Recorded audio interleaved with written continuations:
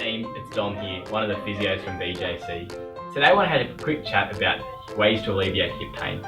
So releasing muscles around the hip is a good first step.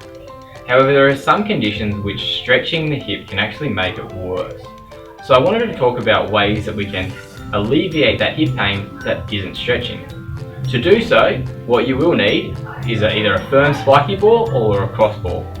I'm going to show you 3 ways you can release the hip using a spiky ball. The first one, you're going to place the ball directly over the butt cheek, over where that pocket line is.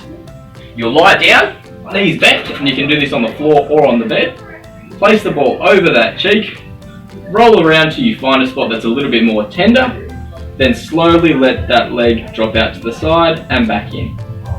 You may repeat this 5 or 6 times, and then find the next spot and do the same. We're going to be releasing the hamstrings. So you're going to place the ball in the middle of the hamstrings, tilt the hips forward, and then slowly let that leg come forward. As you move the leg forward, you should feel tension underneath the hamstring. After you've done that 5 or 6 times, move up or down the hamstring, releasing it as you go. The last spiky ball release is releasing a muscle called TFL.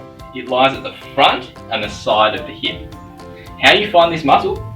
Reach at the top of the pelvis, reach the hand down till you find a bony prominence in the leg, and you're going to go halfway in between that.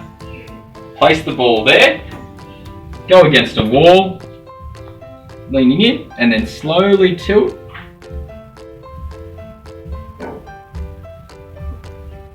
Finding any spots of soreness or tenderness.